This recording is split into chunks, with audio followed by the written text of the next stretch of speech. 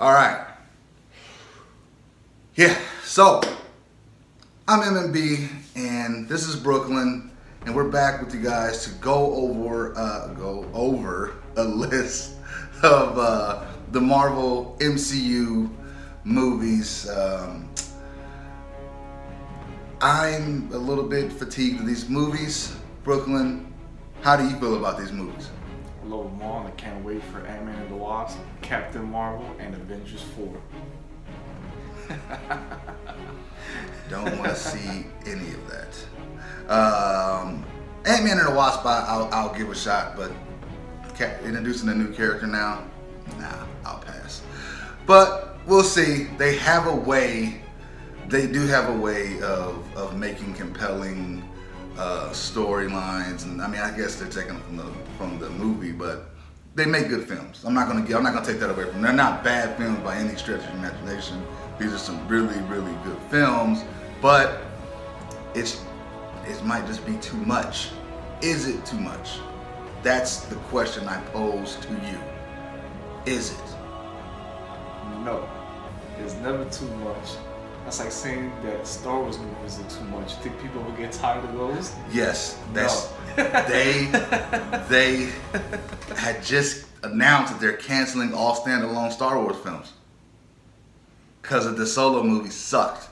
Yeah, well, that's different. That one sucked, but all the other ones are great. So. And I don't know if it sucked or not. I didn't go see it, so that tells you what I thought about it. And I've seen all of them. Even the Chewbacca, the holiday special. Oh, it was terrible. Anyway, yeah, you don't want to see it. So let's get right into this list. We're gonna start from number 19. Brooklyn's gonna give his. I'm gonna give mine. We'll explain a little bit, but we'll debate a little bit, but not too much. Let's just get into this because I'm already tired of this right now. So, all right. So, Brooklyn, what's your number 19? Worst movie made by Marvel is going to be Thor: The Dark World. They might have the worst villain in any of the movies. Malekith, the villain in Thor: The Dark World, which was one of the Dark Elves. He's just not really memorable, and I don't know. It's one of those movies, I've seen it twice, but I don't want to watch it again. Same here. That Thor: The Dark World is number 19 on my list as well. Just nothing memorable, and then there's a whole thing with Jane doing something. I don't know. Doing something, yeah. I don't know what was going on, and I did not care. Yeah. So, Thor: Dark World, worst movie. Okay, so we'll go to number 18. Number 18 for me is going to be The Incredible Hulk, which is the one that had Edward Norton in it back in 2008. Now, some people like it, rank him a little bit higher. I just don't like it. Again, one of those movies that just wasn't memorable to me. And when you think about the new timeline, not the new timeline, but the timeline now in the MCU, it almost seems like that movie really doesn't affect the timeline. The only good thing to me about the movie is when you see Tony Stark was it the mid credits or the post credits scene come out and say, hey, we're putting together a team. Yep. That was the only exciting thing about that movie, and that was it. Okay, I like The Incredible Hulk. Is it a great movie? No, but I think Edward Norton did a good job. And I know you're not taking away from the film, but just it is kind of forgettable. Yeah, it's kind of forgettable. I did not like The Abomination. It was a good film up until he got transformed, and then it just turned into big CGI fight. Yeah, we love those. Yeah, it was just and The Abomination just looked like an abomination, and I really didn't. I didn't really care for it, but it was a decent movie. I thought it was pretty good. But my number 18, Iron Man 3. I could understand that. The Mandarin? Yeah, that was bad. I'm still mad that we didn't get to see the Mandarin. You know, there's a scene in the movie where you see the 5 rings and you get all excited because you're like, yes, or you know whatever rings he has. You can see the man there and then Aldrich kill you. And that's fake out, and then along with Pepper wearing an Iron Man suit or harnessing the Iron Man power for some reason, it was like, what is going on? I didn't. She had the Mandarin power too, or what was that? No, she had the Extremis. The Extremis. So she had his power, or bad movie. I mean, all those Iron Man, suits coming, and that was kind of cool. That was the only cool part. Only cool part. All right. So next, number 17. What's your number 17? The first Thor movie. That one also to me, a very, very forgettable movie.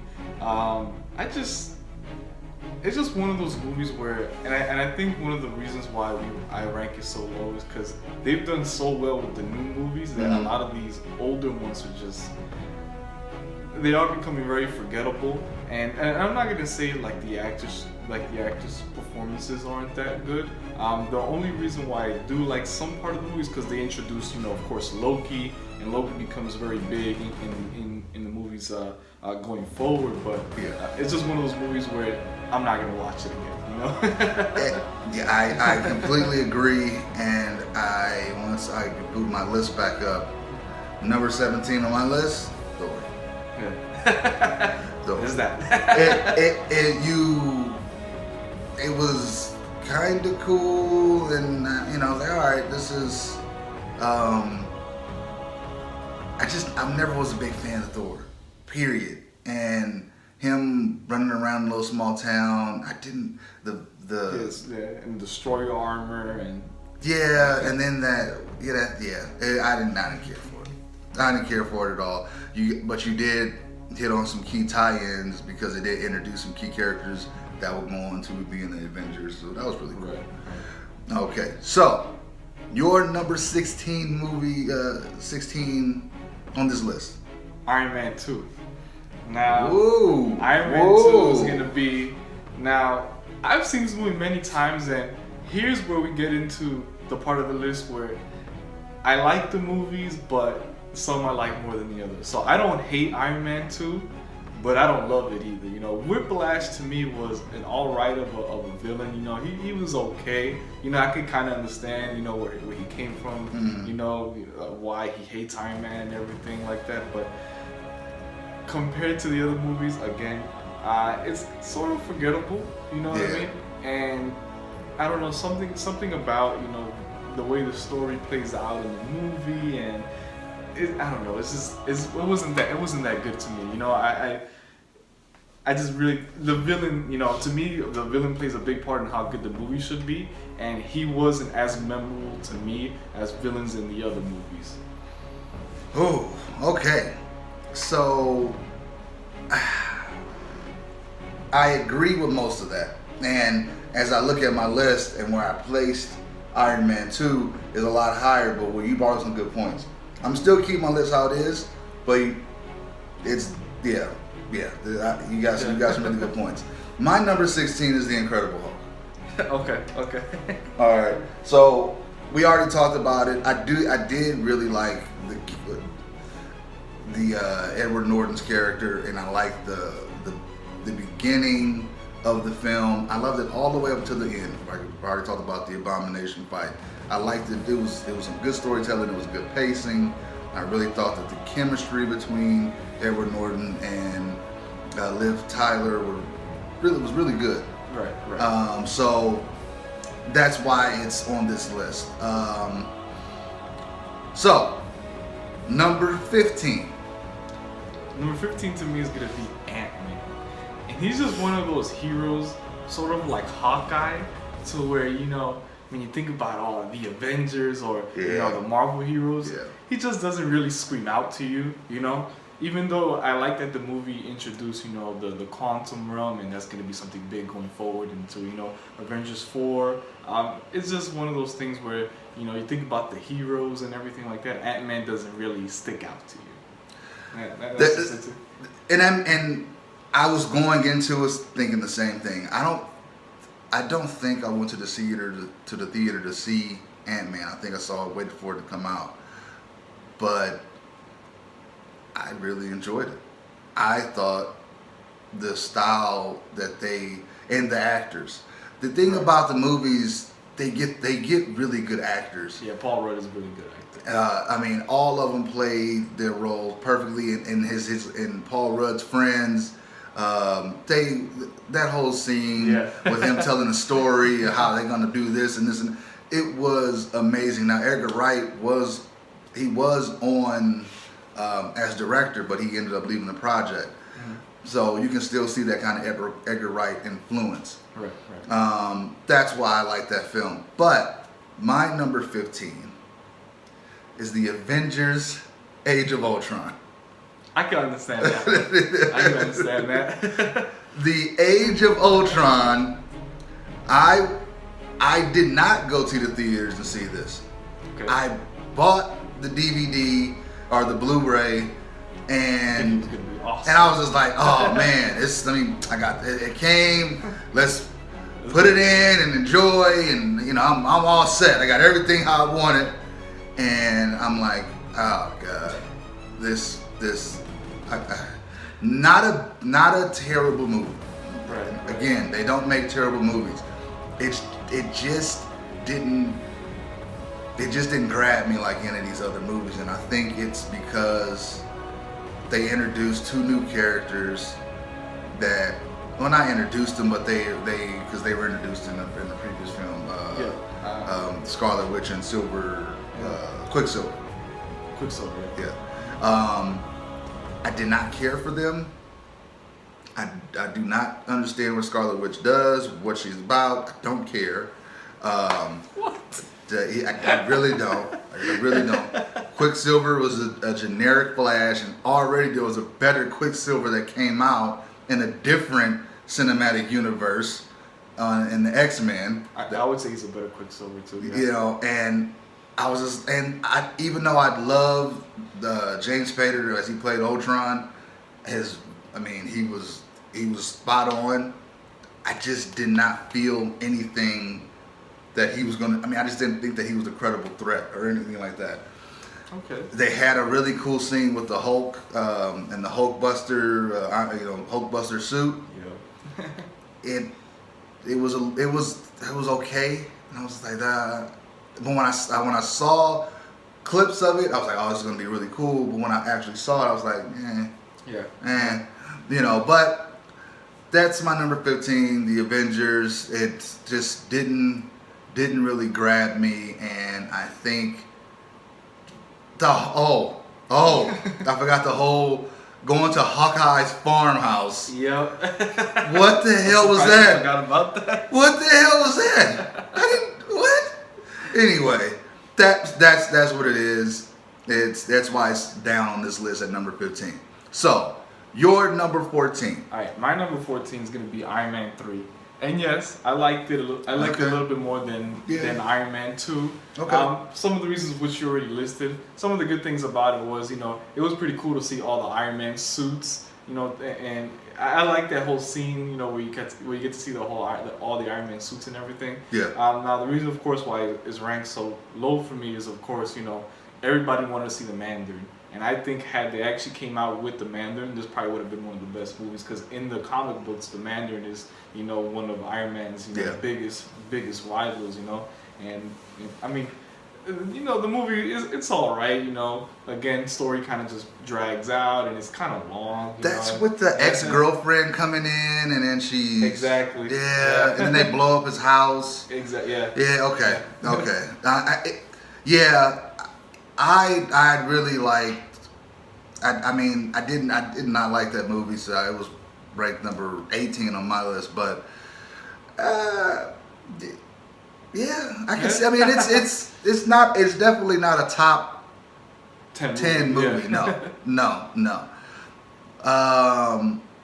My number 14 is Captain America: The First Adventure. Okay. All right. You got to take that one. Okay. So, I was never a Captain America fan. Never understood it. Didn't care. I avoided this movie almost like the plague. I was like, no interest, don't care, blah, blah, blah, blah, blah. I just happened to be at home and it was on TV. Let's give it a shot. And it got me into it. And I was like, wow, they really did a good job with this film. Chris Evans really made me care about this person that I previously did not care about at all. Didn't give a shit. Red Skull was decent. He was okay. But that movie was really was good, but it seemed like it was missing something. Right. But it was much better than I ever thought it could be. I would give them that. So that's why it is at number 14 on my list.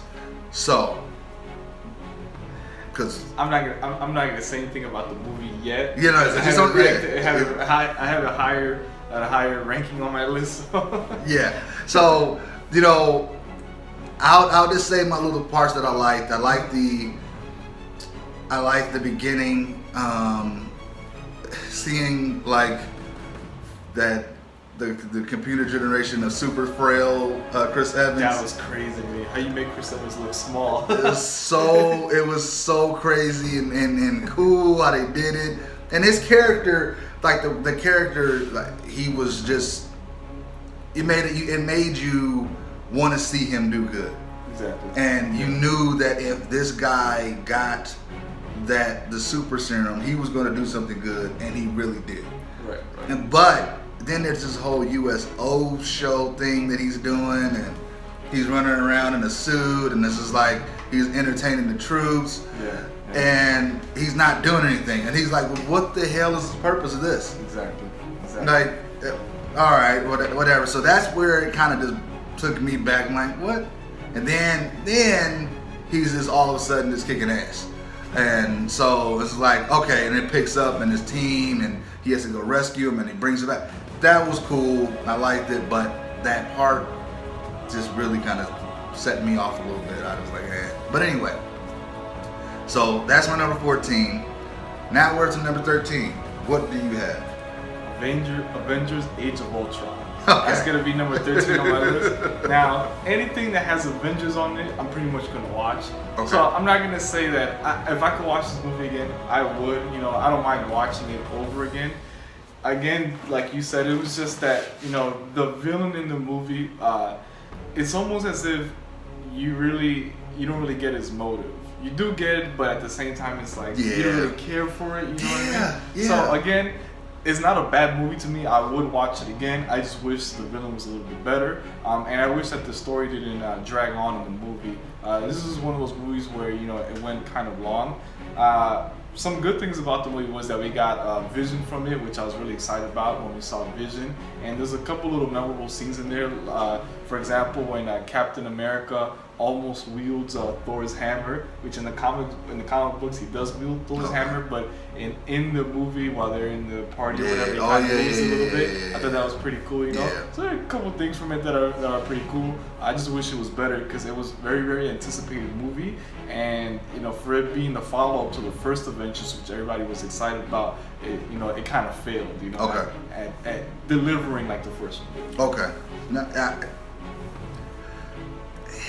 yeah, I mean, I already said my piece on it. That party scene I didn't care for. The Hawkeye thing didn't care for. The all of a sudden Hulk and Scarlet, or Banner and Scarlet Johansson. Oh, you mean Black Widow? Black Widow. Yeah. Their little relationship that there's like what? Starts developing in that movie. Yeah, no, thank you. Okay, so. My number 13.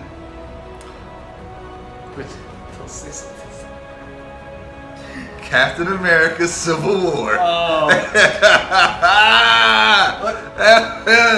Yeah. Yes. This is one of the movies where I was just like, I don't know if I got too excited. You weren't excited. I got too. If I got too excited to see it, and then I was just like, I was let down because they don't fight. They have like they have a scene. They have a scene at an airport where they fight on a runway for like 10 minutes. I might throw this water on your face. Man, yeah, I need it. But you know what I mean? It's just like, what? Okay, all right. Let me just get into it because I know there's gonna be a point of contention here. So, the movie was a good movie. Again, they don't make good movies, and I do like the directors that did this film. It introduced a lot of good, a couple key characters. Right. Spider-Man coming back. You had Black Panther. I just did not like the whole storyline with Bucky and the Winter Soldiers and all that stuff. And then he ends up killing Tony Stark's parents. This is something that he should have known a long time ago. How are we just now noticing that? And then this convoluted thing about this guy from Age of Ultron getting upset because his family dies, and now he's what? Who is this dude? Who is Zemo, and why do I give a shit? I don't, and I did not. You had a lot. Of course, you had a lot of really cool action scenes, and you had a lot of cool things like Black Panther and Spider-Man, but they were only in the film for a short period of time. Black Panther was in it more than Spider-Man, and I understand. And I understand the whole thing with Spider-Man, with being with Sony and all that stuff, and then coming back. That was fine, and they did introduce him well, but I just didn't care. I did not care. Falcon, and again, they had Scarlet Witch. I didn't care, and I didn't like the whole storyline about why Tony decided to go along with this plan of the government because of some guy that he didn't know dying. How many people he killed before this? Now you got one dude that's gonna make you change and go against you. Or do we should be registered? No, that's stupid. I hate it. It should have been low on this list. Now that I'm talking about it, it should have been lower.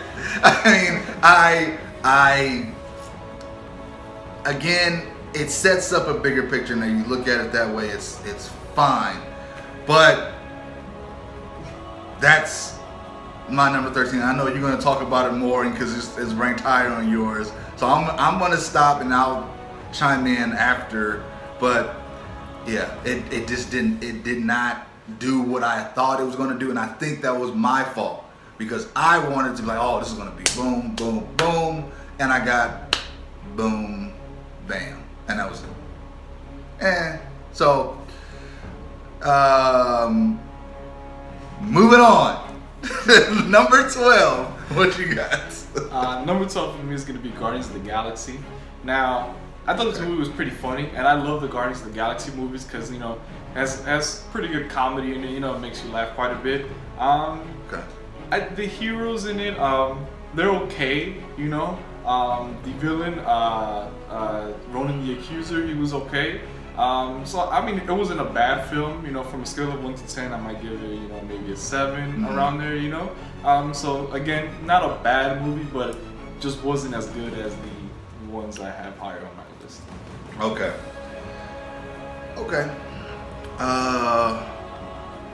So now I'm going to do some in game here, adjusting here, because I'm looking at something and I'm like, that's not right.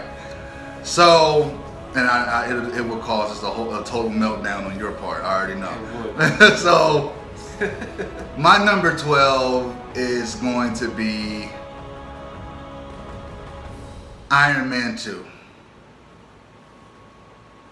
Iron Man 2, I liked the movie. I thought the movie was cool. I liked Mickey Rourke's character as Whiplash. His motives, and things like that. Whatever. Sort of understand. Yeah, it was. But what ended up happening is that it's a guy in a robot suit fighting a guy in a robot suit. Again. And you had to change from a Terrence Howard to Don Cheadle for Rhodey, and just, I mean, I like it a little bit better. It's fine with me. Too, yeah. I thought it was cool, The and transition was better. Yeah. And you know, the whole scene with Tony in the donut, just chilling, drunk at a party. Yeah. Drunk at a party, DJing in the Iron Man suit, and it was entertaining. Whiplash when he first is introduced, when he comes out and he just starts tearing up the car, I thought that was cool. If he had just stayed like that, I thought it would be better.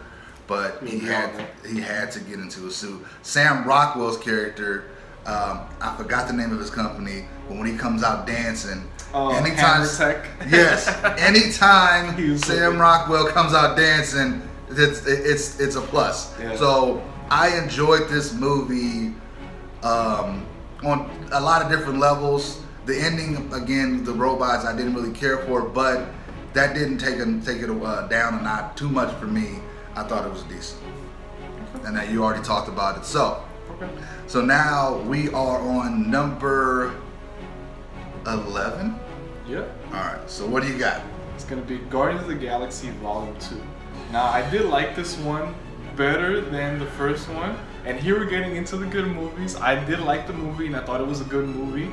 I did like it better than the first one. I like Kurt Russell as Eagle of the Planet, you know. And I thought it was cool the way that they explained how I always forget his name, Peter Quill, can wield the Power Stone, because that was something that wasn't really answered in the first movie. At the end of the movie, you see him, wield the Power Stone, and it's like, any human is not supposed to be able to really wield one. But he wielded, he held it, and then he got helped by everybody else. Yes. Yeah. But then in the second movie, they really explained, oh hey, this is why, because he's half, basically a planet, a celestial. I mean, Guardians of the Galaxy, I didn't even say anything about your other pick. I just ignored that because it's too low. I'm ignoring this because it's too low for Guardians of the Galaxy. I'm going too loud. All right. So they're good movies, and we'll go into that. My number 11, Doctor Strange. Again, not a bad movie, but it's a character that I did not. What? I didn't care. You don't like Doctor Strange? I did not care. I didn't know what he was doing, and then but it made it cool. Yeah, they made it cool. They made it really cool in the film. But again, it helps with the acting. Benedict Cumberbatch, great, did a great job. I can't remember I can't remember any of the character's name, but I do know that. Yes, and you had the guy that was helping him, and the librarian, and then Wong, and then you had the Ancient One. The Ancient One, that was her name. Okay, great. The acting was great, and the special effects in this was amazing. It was really cool. I think that the story, the ending, was what really took this up a couple notches for me. Okay. Because up until then, it was just another. It's not generic, and I don't want to say that, but it was a good film, a good introductory film for a character. And that ending when he had the time stone. Yes. And he's going, and he just keeps going back and forth. Yeah, and he just keeps going. Come to bargain. Oh, I was like, what is going on? And then I got it, and I was like, okay, all right, Doctor Strange, you won me over. And then the ending left me. It actually left me wanting to see more of what was going to happen. Right. I was more involved in the story. Now the love story and all that stuff, I you know, it is what it is. You know, the Rachel McAdams and Rachel McAdams, all that. I just, it was, you know, Rachel McAdams is good. Everybody was good, and he really, when he got injured, driving really fast on a mountain, in his Lambo, in his Lambo, answering calls. You did it to yourself, buddy. Yeah. You did it to yourself. All right, I don't feel sorry for you. But anyway, that's Doctor Strange, and it is number 11. So, we're going to get into the top 10. All right. Top 10. Number 10. Yes. It's going to be Captain America, First Avenger from Now. Okay, go ahead. Now, Captain America was one of the biggest comic book characters, so it was really everybody was anticipating the movie because, you know, you want to see how he's going to look like on the big screen. And, you know, for the most part, I thought they could have done a better job. But I do like the way that they set this and, you know, how in World War II. You know, the way that they used the whole war to introduce that character, and then, you know, to introduce the Red Skull. Even though the Red Skull I thought could have been a little bit of a better, you know, character. Yeah. But one of the reasons why, you know, it was also a really good movie was because, you know, you get the Tesseract, and this is where the whole, you know, Infinity Stones and all that stuff is, you know. And again, he is technically the first Avenger, you know. So this is technically where this all, you know, begins to, you know, come together, and you get the Tesseract, you know, you get Captain America being nice for all this, you know, for this whole long time, and, you know, one of the biggest comic book heroes finally gets his movie. So it's really exciting for me to watch, even though I feel like it could have been better. Like you said, the whole thing where he's going around the country, doing the whole military thing, trying to get people to return to recruit people instead of the USO shows. instead of just having him on the field, which this guy is a super soldier, which he needs to be, you know, just, you know, kicking names and taking ass, like they say in Infinity War. You know, he's not doing that. You know, so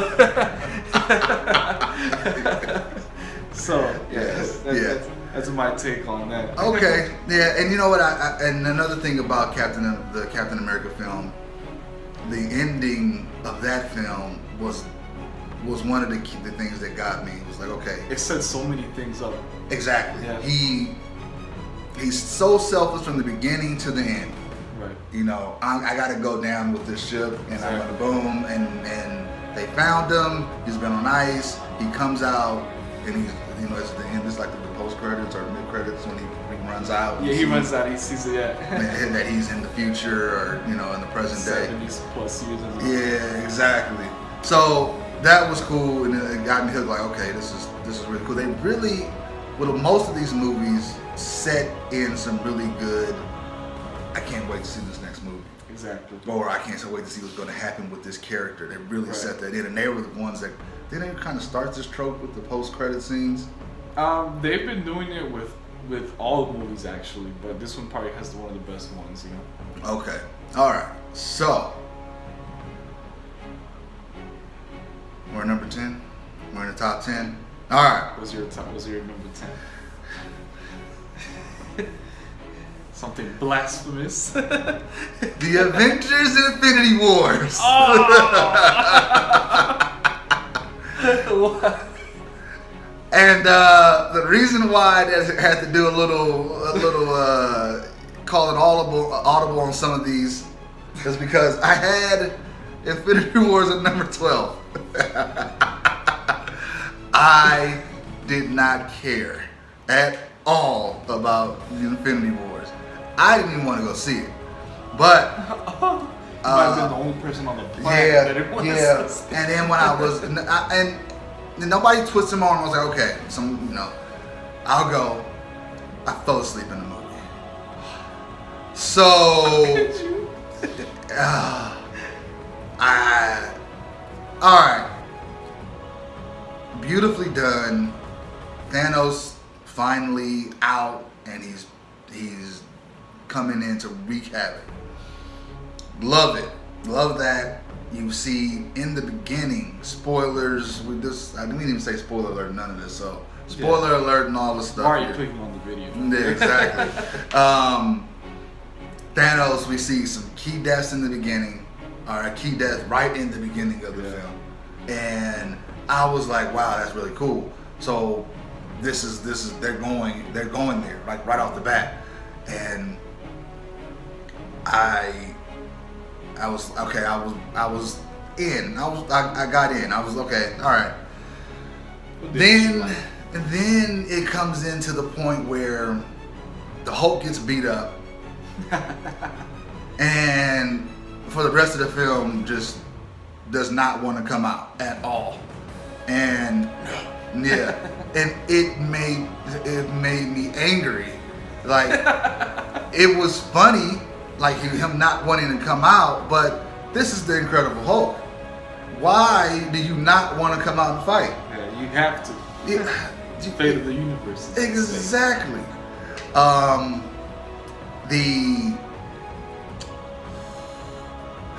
What else I did not like? I just didn't. This is how much it did not. None of it resonated with me. The Gamora, that resonated more because it was, again, emotional. It was a good. Not it wasn't good, but it was a scene that had me. I was like, wow.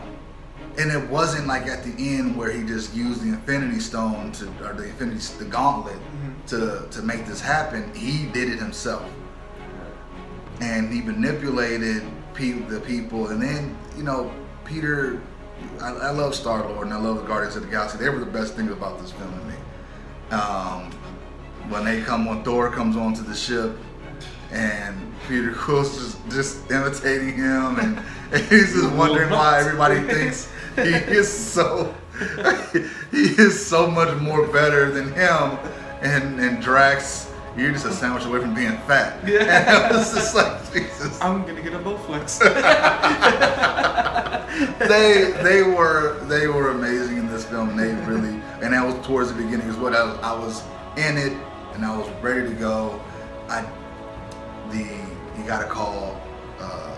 What did he say? You gotta call Captain, or you gotta call Steve, or whatever they were trying to get Iron Man to call Steve Rogers. Yeah. I'm like, what are they broken up? What is going on? Did you not see Civil War?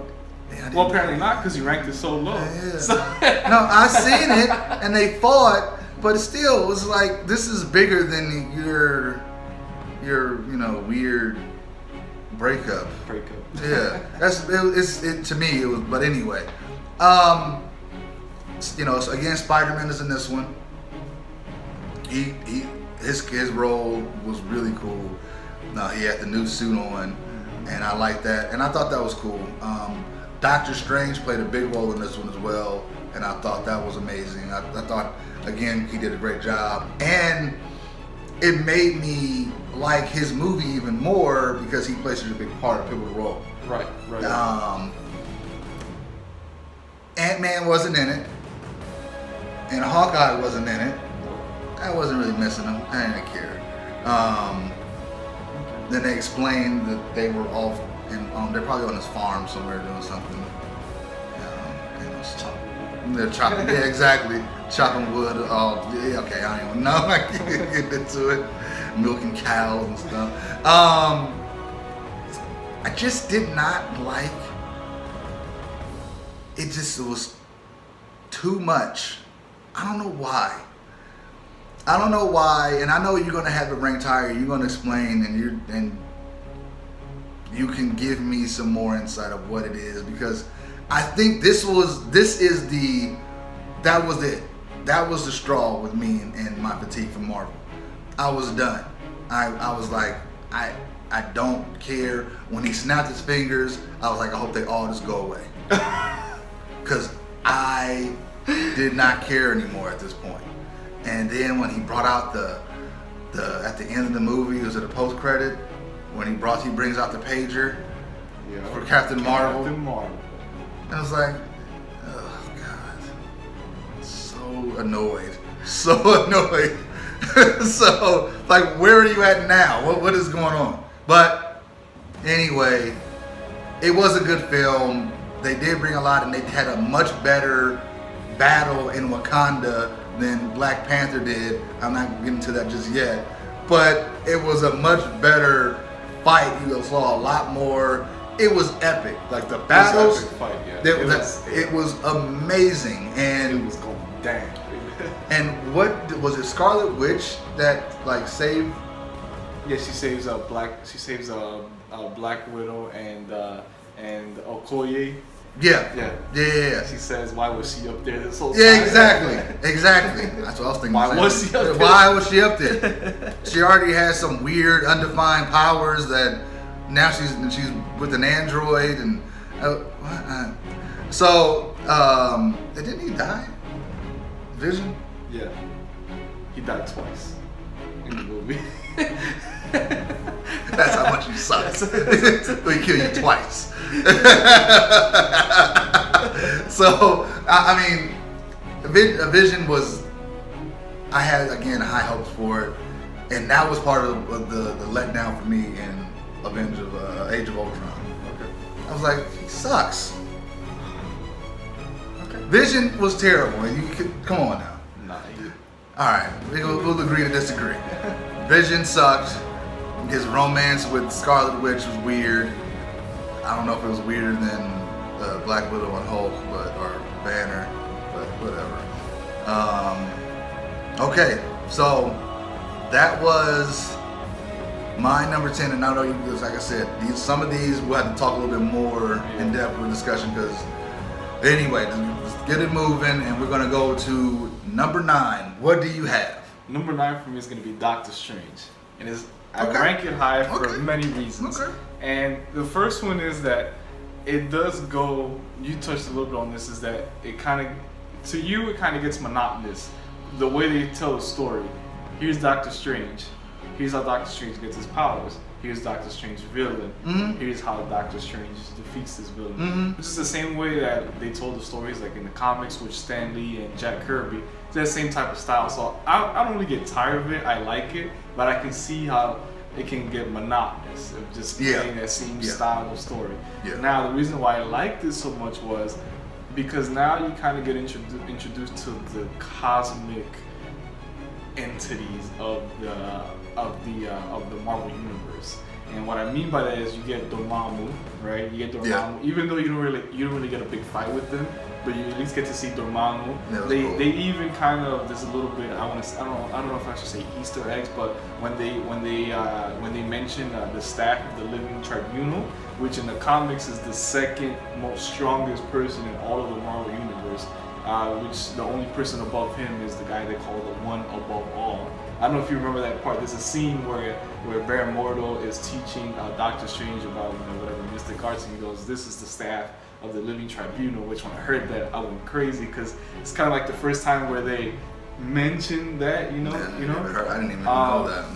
No. That's cool. The other thing with it is when the Ancient One tells Doctor Strange, this reality is only one of many, which is something that's going to play a big part in Avengers 4, which I thought was cool. So this movie just did a good job of sort of introducing or kind of like teasing you of what might come in the future. You know what I mean? So it was honestly a great movie to me. I just wish we would have gotten a little bit better of a fight scene, I want to say, with Dormammu, even though I don't know how you would really do that since Dormammu is just this big, dark energy, you know? So I guess it's going to be as good as you can make it, but I feel like it could have been it could have been a little bit better. People like to see, fists and, people punching each other and whatnot and all this stuff. Yeah. And all you get is Dormammu, I've come to bargain. Not bad, but I wish we would have gotten it. It wasn't, it was good. And again, the CGI, it was obviously a lot in that scene. Of course, yeah. A lot. But it didn't really bother me. It did not bother me as much. It didn't bother me with as much as it did in Avengers: Infinity War for some reason. I don't know why. But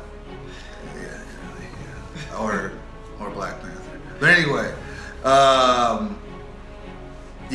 Doctor Strange, not bad. All right. But I did not know about the staff of the Tribunal. Living Tribunal, yeah. It's easily missed because it happens so fast. Yeah. This is the staff of the Living Tribunal. what? So this introduces, you said, more cosmic characters, or what? Yeah, because this is the first time where you kind of get that. In the comics, that that happens all the time. There's different dimensions, there's different Earths and stuff like that. That never gets mentioned in the movies until Doctor Strange, where the Ancient One says this is only one of many dimensions. Yeah. Okay, I do remember her saying that, and I was like, I don't want to see any more dimensions. Hard pass. Anyway, my number 9 is going to be Ant-Man. Okay. All right. Ant-Man came out of nowhere. Did not care for it. I mean, a lot of these. I was always been more of a DC fan growing up. Marvel was not my thing. Me too. So a lot of these characters, I was just like, I don't care. But they find a way to make you care about these characters. They really did a good job. And for me, I've only read a few. I'm an old man, so I only read a few comic books back when I was a kid. Most of them were DC. I've read some Marvel, but never got into any like the Infinity Wars or any of this stuff. Right. So, and I was also a big X-Men Wolverine fan. I like the Wolverine. Great comics. Yeah. So, but Ant-Man, they did a great job setting it up. They did a great job with the story, and I even think the villain in this film made sense. The Yellow Jacket, I think it made sense, and I think that it worked. But it's the Marvel thing. You got a guy in a suit that can shrink fighting a guy in a suit that can shrink. That's just what it is. And some of these movies that I've ranked lower, like even in the Hulk, you got a big genetically enhanced freak. Another big genetically enhanced freak. All right, cool. Anyway, Ant-Man, Michael Douglas is a Hank Pym. He has his daughter. That storyline, that chemistry worked for me. Right. The chemistry worked for me. And then Michael Pena is in there. He brings the comic relief on point. Loved it. I thought I didn't think this movie really missed a beat. Even when he had the stupid, parenting dynamic with the daughter and then the stepdad, and I was just like, it worked. I mean, because I like Judy Greer, Bobby Cannavale. I think I'm saying his name right. But anyway, T.I. in there, which I'm not. Yeah, T.I. He was good. And again, just to reiterate that scene where they were talking about when Michael Pena was explaining how they found out about this suit or this old man house and how they can possibly get a fortune by breaking into it. Right. That whole thing was awesome. I just love that scene. But the reveal that there was a Wasp before. It was her mom, and they're going to. She went into the quantum realm. Got lost in the quantum realm, and she died a hero because she was able to save. Right. And I thought that was really cool. The training montage was cool. Anthony, that was hilarious. I really did not want to see this film, but I'm glad that I did see this film. Okay. And I was disappointed that he was in Civil War and he was in that little 10-minute.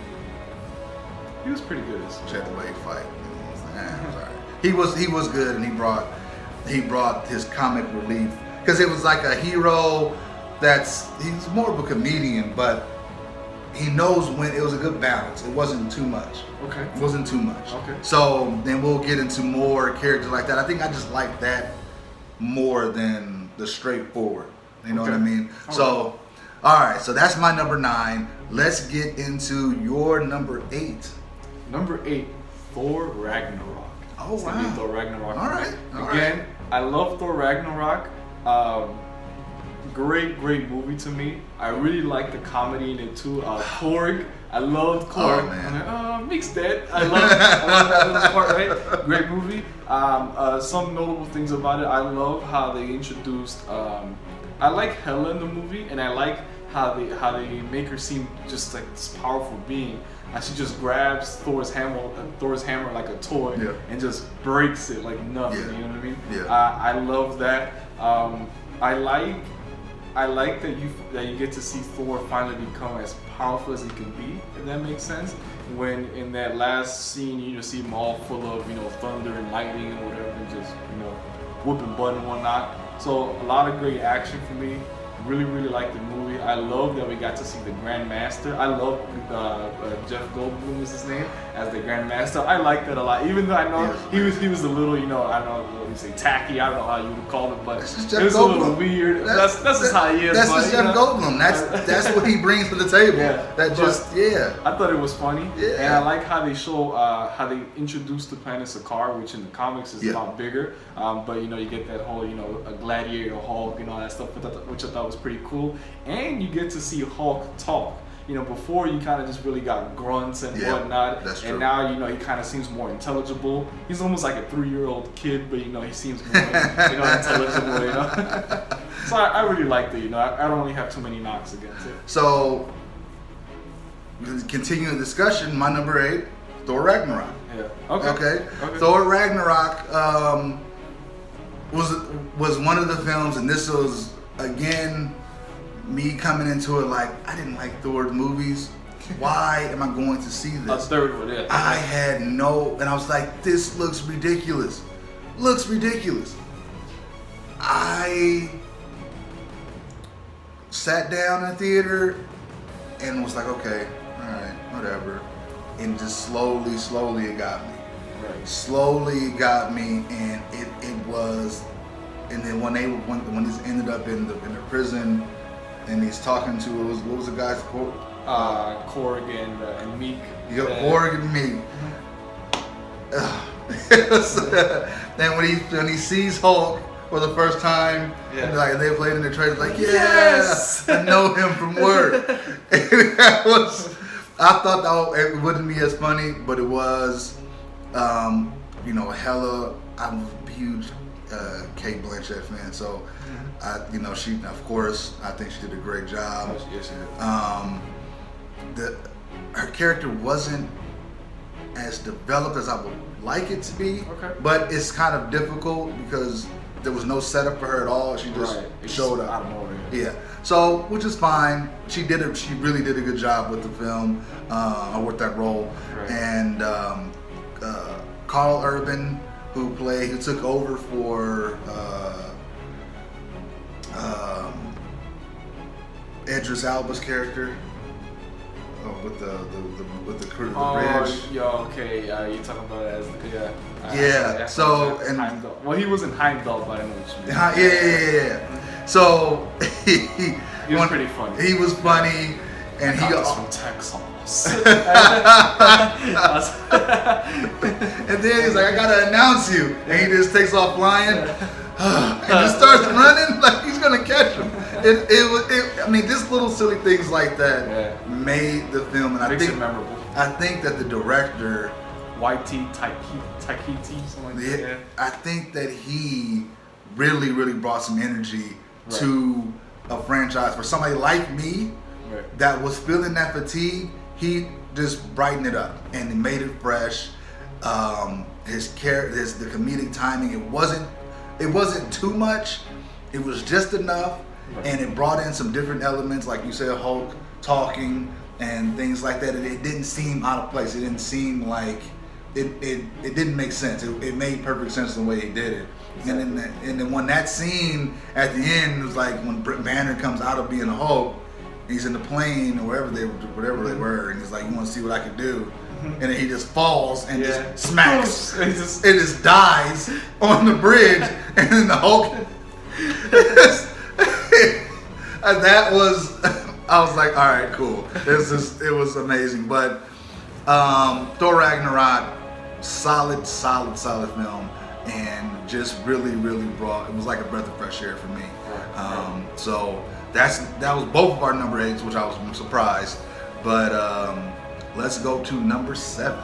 Number 7 for me is going to be Spider-Man: Homecoming. Now, I really, really like this movie, and I love that they gave him his own film. Of course, when we saw him get introduced with Civil War, it was really exciting. You know, Spider-Man, one of the biggest characters ever. You know, in Marvel comic books or whatever you want to call it. I like the way that they played out the story. Michael Keaton as Vulture, great villain.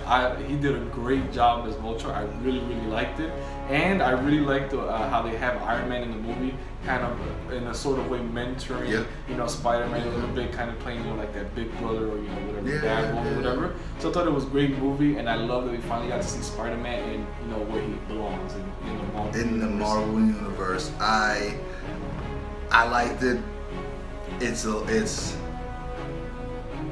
It was a good picture, and I'll go into more detail when it's on my list. So, but don't let me forget about Ned, because don't let me forget about Ned. But so my number 7 film, Guardians of the Galaxy Volume 2. All right, so Guardians of the Galaxy Volume 2. Again, Marvel just had a way of bringing these characters and these plot lines of comics that I didn't even know about, and bring them to the forefront and treating them so well to where you get a film like the Guardians of the Galaxy. Right. The right acting mix, the right amount of action, the right amount of comedy, it just really works. Now, Guardians of the Galaxy 2, Volume 2. In retrospect, when I first saw it, I didn't get a chance to go to the theater to see this one. Okay. I first saw it. I was like, I like Part 1 better. I have since seen it 8 more times. Wow. Well, full disclosure, I was on a cruise, and that was one of the movies that they ran all day for a whole day. So, it was here. I was here, and it was playing on the big screen at the pool. It was just on, so I could hear it over and over. So maybe it just got into my head. But I do think that it was a good film. I thought that the whole, like you talked about, just the technology and how they made Kurt Russell look so much younger in the beginning of the film, that was amazing. That was amazing. That's true. That was really cool, and the dynamic between Gamora and Peter, it was playful. But Drax, my boy, Dave Bautista, yes, a former WWE talent. I'm a big wrestling fan, by the way, so we're not gonna get into that right now. But anyway, Dave Bautista stole the show. Okay. Him and Mantis, they were hilarious. They were really funny. So he had a whole bunch of one-liners. They did kind of overkill with him thinking about her and all that stuff, and he was like, "Oh," it was a little bit. Just that was my one nitpick. Was that between that relationship, but everything else was on point. Rocket, it seemed like they were kind of force-feeding this father-son dynamic. And I know it was about a father and a son, but when you got Yondu coming in, and then you have Yondu and Rocket getting captured and by the Ravengers, and Taserface is the new... Taserface. So, and then you have not the Celestials. What were they? I forgot what they were called. The group that they were helping to that monster, and then Rocket stole the batteries from them, and then they attacked them. No, you're talking about the Sovereign. The Sovereign, yes. How did I forget about that? And I forgot that they were going to introduce Adam Warlock. Yes. So I liked all of that. And you even had Sylvester Stallone was in there. Yeah, he was. Vin Rings was in there at the end. Mm-hmm. Is it Michelle Yeoh?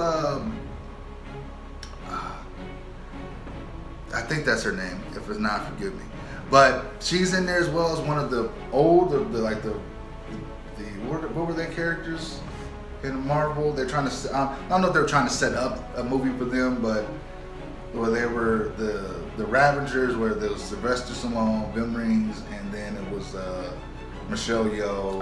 I don't think they were trying to set up a movie for them. I'm not sure exactly what's going on with them, but I don't think Sylvester Stallone and his group are going to get like their own movie. Yeah, I don't think so. They shouldn't.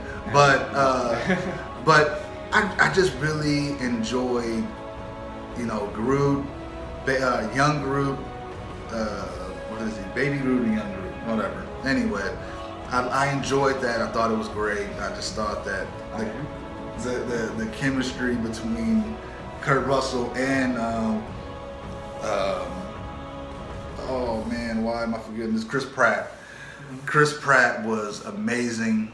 And when they reveal how it happened, again, see, Star-Lord, when he finds out that Kurt Russell or the Ego, is it Ego? Ego.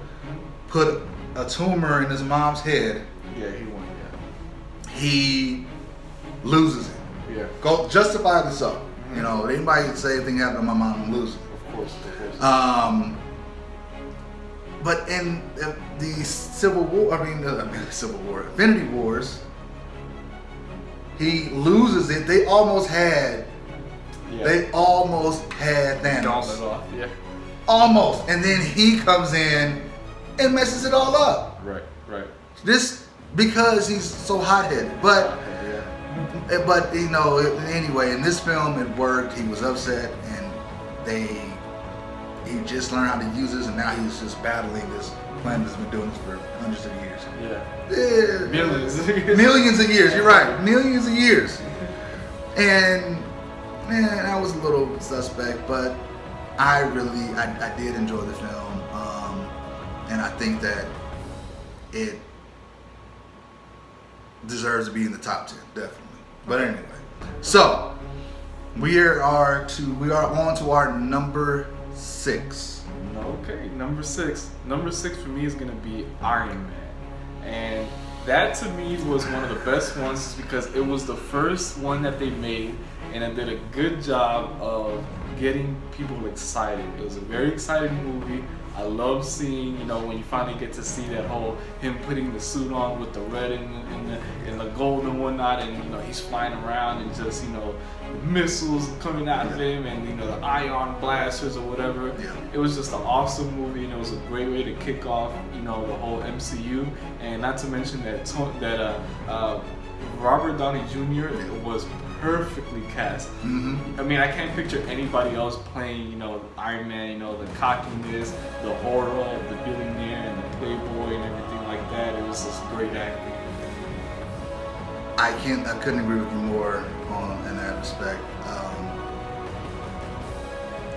It was just, again, Iron Man, to come out with Iron Man first, you were taken again. Oh, of course, yeah. Because Marvel had dipped their toe in movies, and they were disastrous. Right. And you come out with Iron Man, something that we haven't seen in the movie form yet. Exactly. And you had the perfect actor to play that role. You can't see anybody else. That's like Hugh Jackman and Wolverine. Yeah. You can't. It was perfect, and it just made so much sense. And this is even more so because he fit everything to a T. Hugh Jackman was a little bit different. You grew to see him as Wolverine. Exactly. Tony Stark. I mean, Rob Downey Jr. was Tony Stark from day one, and that was it. Yeah. Great film. So I might have to do some more. Nope, I'm not going to do. I was going to do some more in-game adjustments. No. Number 6 for me, Black Panther.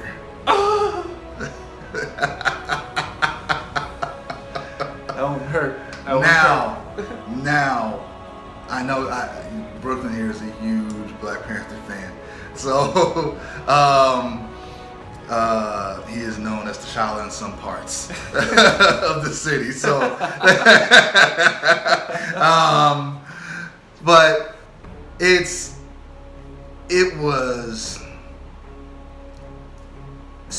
was good on so many levels, right? And I thought that it meant so much more, and I just touched on it a little bit, just the cultural significance for this film. Yeah. You know what I mean? I think that it was the story about who were the real villains here. It kind of made you think about it. That's true. You know what I mean? And I really thought that this was the best villain in the Marvel MCU. That was it was thought out, and I'm only in Thanos is a close second, because when in Infinity Wars you do find out that he's just not some kind of madman. It's for a purpose. But Killmonger and Black Panther,